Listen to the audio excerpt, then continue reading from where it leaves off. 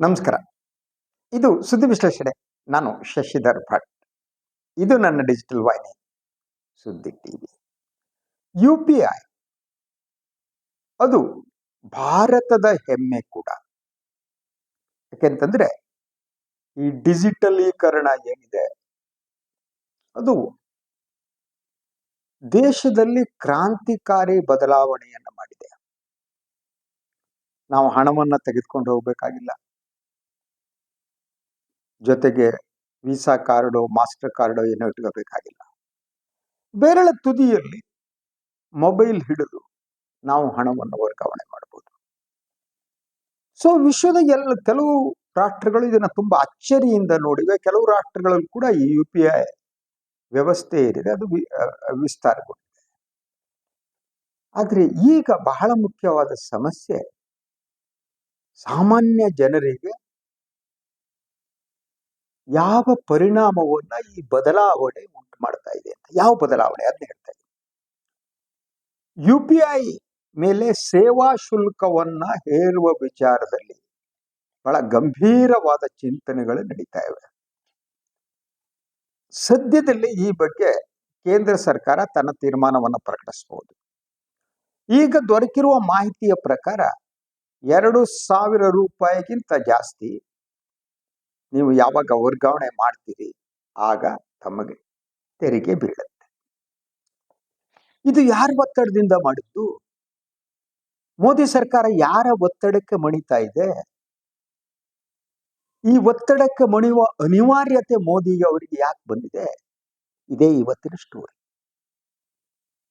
ಕೇಂದ್ರ ಸರ್ಕಾರ ಇನ್ನೊಬ್ಬರ ಒತ್ತಡಕ್ಕೆ ಮಣಿದು ಬಿಟ್ಟು ನಮ್ಮ ದೇಶದ ಹೆಮ್ಮೆಯಾಗಿರುವಂತಹ UPI ವ್ಯವಸ್ಥೆಯನ್ನ ಬದಲಾವಣೆ ಮಾಡೋದಕ್ಕೆ ಹೊರಟಿದೆ. ಯಾರದು? ಅದನ್ನೇ ಬಹಳ ಕುತೂಹಲಕರವಾದ್ದು. ಮೊದಲು ತಮಗೆ ಈ ಶುಲ್ಕದ ವ್ಯವಸ್ಥೆ ಏನಿದೆ ಅದ್ರ ಬಗ್ಗೆ ಕೆಲವು ಮಾಹಿತಿಯನ್ನು ತಮಗೆ ಹೇಳ್ತೀನಿ. ಇದನ್ನ ಯೂಸ್ವಲಿ ಇದನ್ನ MDR ಅಂತ ಕರೆಯಲಾಗುತ್ತೆ, ಮರ್ಚೆಂಟ್ ಡಿಸ್ಕೌಂಟ್ ರೇಟ್ ಅಂತ. ಮರ್ಚೆಂಟ್ ಡಿಸ್ಕೌಂಟ್ ರೇಟ್ ಅಂದ್ರೆ ಯಾರು ವ್ಯಾಪಾರಸ್ಥರು ಇರ್ತಾರೆ ಅವರ ಮೇಲೆ ಈ ತೆರಿಗೆ ಬೀಳುತ್ತೆ ಅನ್ನೋದು. ಅಂದ್ರೆ ಸುಮಾರು ನೀವು ಒಂದು 5,000 ರೂಪಾಯಿ UPI ಮೇಲೆ ಪಾವತಿಸ್ತೀರಿ ಅಂತ ಇಟ್ಕೊಳ್ಳಿ, 2,000 ರೂಪಾಯಿಗಿಂತ ಮೇಲೆ. ಸೊ ಅದಕ್ಕೆ ಎಷ್ಟು ಬೀಳುತ್ತೆ ಅಂತಂದ್ರೆ ಅದು 5 ರೂಪಾಯಿ 10 ರೂಪಾಯಿ ಅಂತ ಹೇಳಲಾಗ್ತಾ ಇದೆ. ಅಮೌಂಟ್ ಫಿಕ್ಸ್ ಆಗಬೇಕು. ಸೊ ಈಗ ಬಂದ ವರದಿಯ ಪ್ರಕಾರ ದೊಡ್ಡ ದೊಡ್ಡ ವ್ಯಾಪಾರಿಗಳೇನಿದ್ದಾರೆ ಅವರಿಗೆ MDR ಅನ್ನ ವಿಧಿಸಬೇಕು ಅನ್ನುವುದು ಆಲೋಚನೆ. ಆದ್ರೆ ವ್ಯಾಪಾರಸ್ಥರು ಯಾವುದೇ ಇರಲಿ ಅವರು ಕೊಡಲ್ಲ.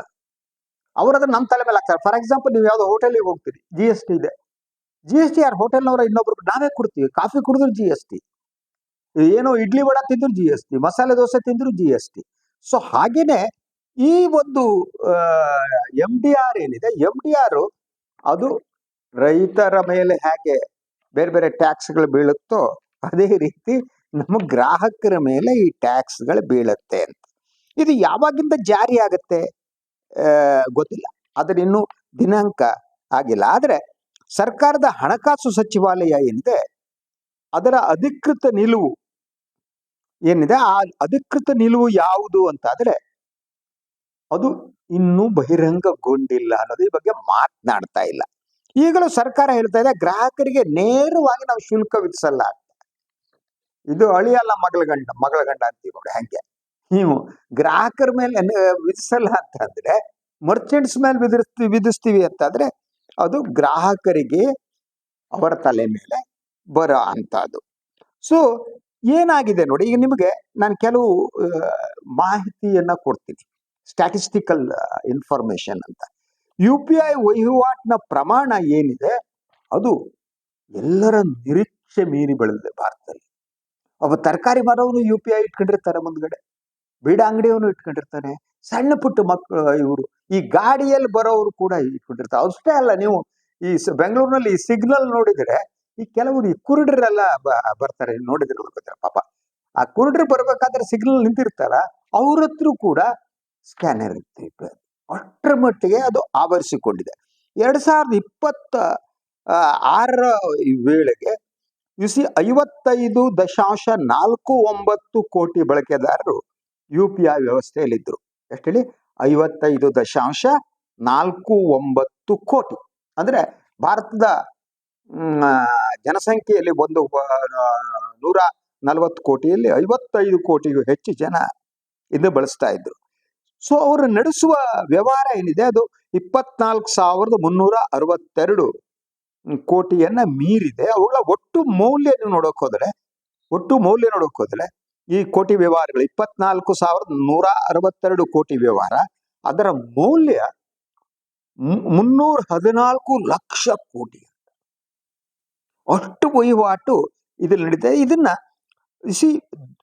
ಇನ್ಫ್ರಾಸ್ಟ್ರಕ್ಚರ್ ಅದನ್ನು ನಿರ್ವಹಿಸೋದು ಹೇಗೆ ಅನ್ನೋ ಪ್ರಶ್ನೆಗಳಿವೆ. ಸರ್ವರ್ಸ್ಗಳು, ಸೈಬರ್ ಸೆಕ್ಯೂರಿಟಿ, ಫ್ರಾಡು, ಇಂಥದ್ದೆಲ್ಲ ವ್ಯವಸ್ಥೆಗಳಿಗೆ ವೆಚ್ಚ ಆಗುತ್ತೆ, ಇಲ್ಲ ಅಂತ ಹೇಳಲ್ಲ. ಆದ್ರೆ ಈ ಯೋಜನೆಯನ್ನ ಪ್ರಕಟ ಮಾಡಿದಾಗ 0 MDR ಮಾದರಿ ಅಂತ ಹೇಳಿ ಸರ್ಕಾರ ಹೇಳಿತ್ತು. ಅಂದ್ರೆ ಈ ನೀವೇನು UPI ಅನ್ನ ಬಳಸ್ತೀರಿ ಆವಾಗ ಅದರ ಮೇಲೆ ಶುಲ್ಕ ಇರಲ್ಲ ಅನ್ನೋದು ಸರ್ಕಾರದ ಅದನ್ನೇ ಪಾಪ್ಯುಲರೈಸ್ ಮಾಡಿತ್ತು. ನೀವು ಹಣವನ್ನು ತರಬೇಕಾಗಿಲ್ಲ, ಸೊ ನೀವು UPI ಅನ್ನ ಬಳಸಿ ಅಂತ. ಆ UPI ಬಳಸುವುದೇ ನಮ್ದೆಲ್ಲ ಒಂದು ಚಟ ಆಗೋಯ್ತು. ಯಾರು ಪರ್ಸು ಇಟ್ಕೊಂಡು ಹೋಗಲ್ಲ, ಏನೂ ಇಲ್ಲ, ಮೊಬೈಲ್ ಕೈಲಿ ಇರುತ್ತೆ, ಹೋಗ್ತೀವಿ, ಏನ್ ಬೇಕೋ ತಗೋತೀವಿ, ಬರ್ತೀವಿ. ಸೊ ಈ ವ್ಯವಸ್ಥೆ ಆಗಿತ್ತು ಅಂತ. ಅದ್ರ ಜೊತೆಗೆ ಈ ವ್ಯಾಪಾರಿಗಳು ಕೂಡ ಅವರು ಸಂಪೂರ್ಣವಾಗಿ ಇದನ್ನ ಬಳಸಿದ್ದ ಅದರ ವಹಿವಾಟು ಏನಿದೆ ಅದು ದಿನದಿಂದ ದಿನಕ್ಕೆ ಬೆಳೀತಾ ಹೋಯ್ತು. ಈಗ ಬಹಳ ಮುಖ್ಯವಾದ ಪ್ರಶ್ನೆ ಅಂದ್ರೆ, ಇಷ್ಟು ದೊಡ್ಡ ರಾಷ್ಟ್ರೀಯ ಪೇಮೆಂಟ್ ಇನ್ಫ್ರಾಸ್ಟ್ರಕ್ಚರ್ ಇದೆಯಲ್ಲ, ಅದರ ವೆಚ್ಚವನ್ನ ಗ್ರಾಹಕರ ತಲೆ ಮೇಲೆ ಹಾಕಕ್ ಹೊರಟಿದೆಯಾ ಸರ್ಕಾರ? ಯಾಕೆ? ಹಾಗಿದ್ರೆ ಈ ನೀತಿ ಬದಲಾವಣೆಗೆ ಏನ್ ಕಾರಣ? ಅದೇ ಬಹಳ ಮುಖ್ಯವಾದ್ದು.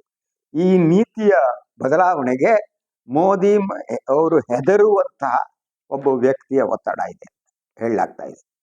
ಯಾರಿಗೆ ಹೆದರ್ತಾರೆ, ಯಾರು ಒತ್ತಡ ಹಾಕ್ತಾರೋ ಅವ್ರು ಯಾರು ಅನ್ನೋದನ್ನು ಹೇಳ್ತೇನೆ ನಾನು. ಸೊ ಆದ್ರೆ ಏನು ಈಗ ಮಾಡುವುದರಿಂದ ಏನಾಗುತ್ತೆ ಅಂತ ಒಂದು ನಾನು ನಿಮ್ಗೆ ಹೇಳಿದಾಗೆ, ನಾನು ಇದ್ರ ಒತ್ತಡ ಯಾರ್ದು ಅಂತ ಹೇಳೋದಕ್ಕಿಂತ ಮೊದಲು ಇದನ್ನ ಹೇಳ್ತೀನಿ. ಈ ವ್ಯಾಪಾರಿ ಶುಲ್ಕ ಏನಿದೆ ಇದನ್ನ ಗ್ರಾಹಕರಿಗೆ ವರ್ಗಾವಣೆ ಆಗುತ್ತೆ, ಅನುಮಾನ ಬೇಕಾಗಿಲ್ಲ. ಸೊ ಉದಾಹರಣೆಗೆ ನೀವು 10,000 ರೂಪಾಯಿ ಪಾವತಿಗೆ ಅಂದ್ಕೊಳ್ಳಿ, ಅದರಲ್ಲಿ MDR 0.3% ಅಂದ್ರೆ 30 ರೂಪಾಯಿ. ಈಗಿನ ಸರ್ಕಾರ ಚಿಂತನೆಯನ್ನ ನಾವು ಲೆಕ್ಕ ಹಾಕಿದ್ರೆ ನೀವು 10,000 ರೂಪಾಯಿ ವಹಿವಾಟಿಗೆ ನಿಮ್ಗೆ 30 ರೂಪಾಯಿ ಶುಲ್ಕ ಬೀಳುತ್ತೆ. ಸೊ ನೀವು 30 ರೂಪಾಯಿ ಕೊಡಬೇಕು ಅಂತಿದ್ರೆ ವ್ಯಾಪಾರಿ ಏನ್ ಮಾಡ್ತಾನೆ, UPI ಚಾರ್ಜ್ ಅಂತ ಗ್ರಾಹಕರಿಗೆ ಹಾಕೇ ಬಿಡ್ತಾನೆ. ಅಂದ್ರೆ ಅದು ನಮ್ಮ ತಲೆ ಮೇಲೆ ಬರುತ್ತೆ. ನಾವೆಲ್ಲ ಹೋಗ್ತೀವಿ 10,000 ರೂಪಾಯಿ ಏನು ಖರೀದಿ ಮಾಡ್ತೀವಿ ಅಂತ ಇಟ್ಕೊಳ್ಳಿ, ಮೊಬೈಲ್ನೇ ಖರೀದಿ ಮಾಡ್ಬೋದು, ಇನ್ನೊಂದು ಖರೀದಿ ಮಾಡ್ಬೋದು. ಅದು ಈ ಹಣ ಏನಿದೆ ನಮ್ಮ ತಲೆಯ ಮೇಲೆ ಬೀಳುತ್ತೆ. ಹಾಗಿದ್ರೆ ಇದ್ರ ಪರಿಣಾಮ ಏನಾಗ್ತದೆ? ಒಂದು ಮತ್ತೆ ಕ್ಯಾಶ್ ಇದೆಯಲ್ಲ, ಹಣಕಾಸಿನ ವ್ಯವಹಾರ ಅಂದ್ರೆ ಕಿಸೆಯಲ್ಲಿ ದುಡ್ಡು ಇಟ್ಟುಕೊಳ್ಳುವ ವ್ಯವಸ್ಥೆಗೆ ವಾಪಸ್ ಆಗ್ಬಹುದು. ಸೊ QR ಕೋಡ್ ಇಲ್ಲಪ್ಪ, ಬೇಡ, ಕ್ಯಾಶ್ ತಗೋಬಿಡಿ ಅಂತ ಹೇಳ್ಬೋದು. ಮತ್ತೆ ಕ್ಯಾಶ್ ವ್ಯವಹಾರಕ್ಕೆ ಹಿಂದಿರುಗುವ ಅಪಾಯ ಹೆಚ್ಚಾಗಿ ಕಾಣ್ತಾ ಇದೆ. ಅದರ ಜೊತೆಗೆ ಸಣ್ಣ ಪುಟ್ಟ ವ್ಯಾಪಾರಿಗಳ ಮೇಲೆ ಕೂಡ ಪ್ರಭಾವ ಬೀರುತ್ತೆ. ಈಗ ತರಕಾರಿ ತರೋರು, ಅವರು ಇವರು ಎಲ್ಲ UPI ಮಾಡ್ತಾರೆ. ಸಣ್ಣ ಪುಟ್ಟ ವ್ಯವಹಾರ ಕಟ್ರಿ, ಅವನು ತರಕಾರಿ ಮಾರಾಟ ಮಾಡೋನು, ಅವನ ತಲೆ ಮೇಲೆ 30 ರೂಪಾಯಿ ಬಿದ್ದರೆ ಏನ್ ಮಾಡ್ತಾವ, ಅವನು ಲಾಭನೇ ಹೊರಟೋಗ್ಬಿಡುತ್ತೆ. ಅದರಿಂದ ಸಣ್ಣ ಪುಟ್ಟ ವ್ಯಾಪಾರಿಗಳ ಮೇಲೆ ಇದು ವ್ಯತಿರಿಕ್ತ ಪರಿಣಾಮ ಬೀರುವ ಎಲ್ಲ ಚಾನ್ಸಸ್ಸು ಕಾಣ್ತಾ ಇದೆ. ಹಾಗಿದ್ರೆ ಈಗಿನ ನನ್ನ ಪ್ರಶ್ನೆ ಏನು ಅಂದ್ರೆ, ಉಚಿತ UPI ಕೊನೆ ಆಗ್ತಾ ಇದೆಯಾ?